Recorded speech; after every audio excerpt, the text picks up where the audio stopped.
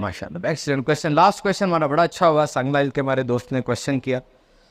देखिए याद रखें कि ना एक लफ्ज होता है उसे कहते हैं ग्लोबल स्किल्स। ये कहते हैं कि कुछ ग्लोबल स्किल्स होती हैं। ग्लोबल स्किल्स मतलब ऐसी सलाहियतें जो पूरी दुनिया में जरूरी हैं।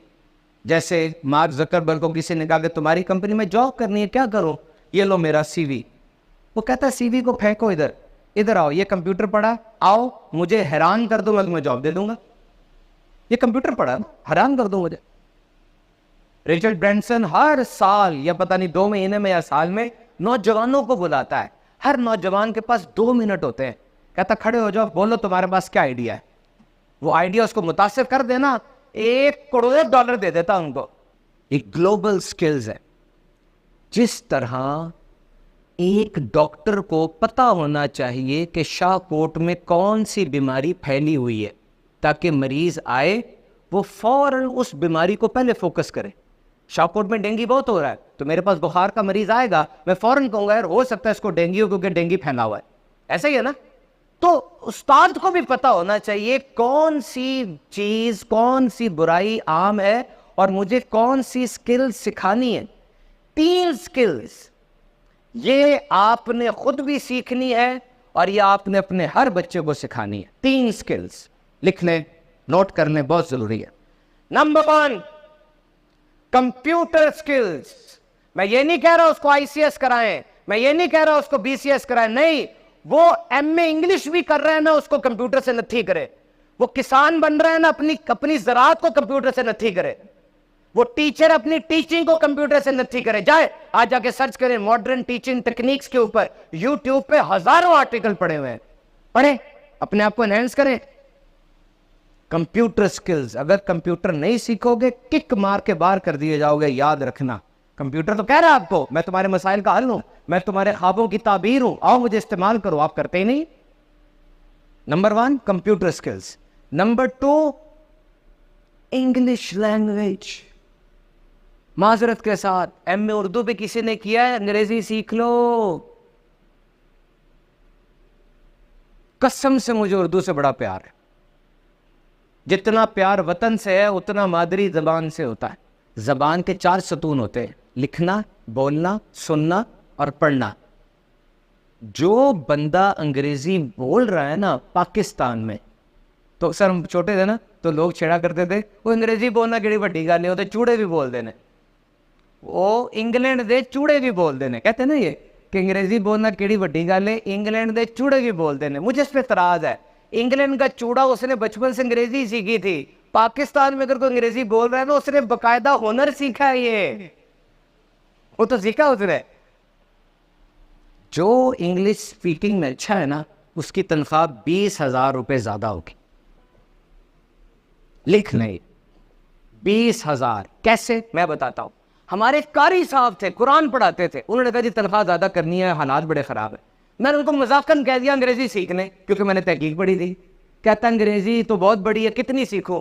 मैंने कहा मैंने तहकीक पढ़ी है, 3,000 लफ्ज अगर अंग्रेजी के आपको आ गए ना 3,000, तो आप नॉर्मल बोलना पढ़ना आपको आ जाएगा। कारी साहब बड़े धुनी थे, उन्होंने 3,000 लफ्ज सीख लिए। फिर मेरे पास आए, मैंने कहा कारी साहब कितनी तनख्वाह बढ़ी? कहते 40,000। मैंने कहा कैसे? कहते पहले मैं पाकिस्तान में पढ़ाता था कुरान पाक, जब से अंग्रेजी सीखी मुझे इंग्लैंड और अमेरिका की ट्यूशनें मिलना शुरू हो गई। अब मुझे बताएं, वो तो कारी साहब है, और अगर आप लोग की अंग्रेजी अच्छी हो जाती है तो। Number 1 computer, number 2 English, English मजबूरी है, और नंबर 3 कॉन्फिडेंस। कॉन्फिडेंस, खुद एतमादी, पहाड़ बन जाओ खुद एतमादी। मेरा चंद के गांव से यहां आना, मैं जानता नहीं आपको, मेरी वो टुरनी जिसे कहते हैं, और देखना, बात करना, बॉडी लैंग्वेज कन्वे करना, आई कांटेक्ट देना, एक एक चीज आपकी बताए आप में कितना कॉन्फिडेंस है। आप तो बड़े इंजीनियर है, मेरे सामने बैठ के टांगे कांप रही हैं आपकी। 2 लफ्ज इकट्ठे बोल नहीं सकते आप, वाई, क्या कमी है? कॉन्फिडेंस। और अपने बच्चों में कॉन्फिडेंस पैदा करना है। बहुत बड़ी ऑबर्ट की रिसर्च बता रहा हूं आपको, स्टूडेंट्स के अंदर कॉन्फिडेंस कैसे आता है। 3 स्टेप है सिर्फ।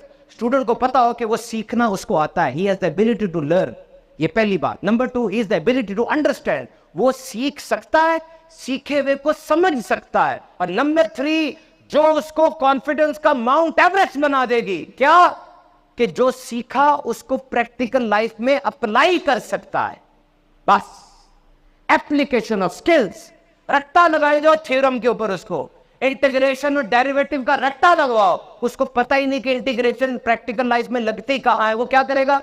फिजिक्स की सेंट्रीफ्यूगल और सेंट्रीपिटल फोर्स सारी पढ़ा दी उसको, और दिखाओ तो सही उसको ये होता क्या है। नंबर 1, एबिलिटी टू लर्न, कि मैं सीख सकता हूं। Number 2, ability to understand, and number 3, application of skills. बच्चा कॉन्फिडेंस का पहाड़ बन जाएगा। और ये लाइन बड़ी कमजोर है, याद रखना, कॉन्फिडेंस में और ईगो में, खुद एतमादी में और गरूर में लाइन बहुत कमजोर है। जो बंदा नया नया खुद एतमादी की तरफ जाता है ना, वो जंप मार के ना गरूर में आ जाता है। गरूर और चीज है, वो गंदी चीज है। खुद एतमादी से तो अच्छी कोई चीज ही नहीं। खुद एतमादी रहो, मुझे नहीं आता, आपने जो पूछा है ना, मुझे नहीं आता, फखर से कहो मुझे नहीं आता, मैं सीख कर आपको जवाब दे दूंगा, क्या हुआ? ये खुद एतमादी है।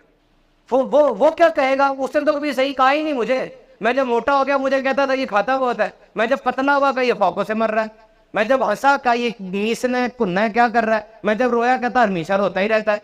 वो तो कभी राजी हुआ ही नहीं है मुझसे। वो कब राजी हुआ है मुझसे? उसकी फिक्र में अपने आप को मार लूं। कॉन्फिडेंस लेकर आओ, ये 3 सलाहियतें ले आओगे, इंपैक्टेबल हो जाओगे। इसके अलावा डिसीजन मेकिंग है, प्रॉब्लम सॉल्विंग है, क्रिटिकल थिंकिंग है, कम्युनिकेशन है, लीडरशिप है, गोल सेटिंग है। ये बातें पढ़ा के नहीं आती, ये बातें आपकी अदाओं से आएंगी। आप जब घूम फिर रहे होंगे, क्लास में जा रहे होंगे, तब ये बातें आएंगी।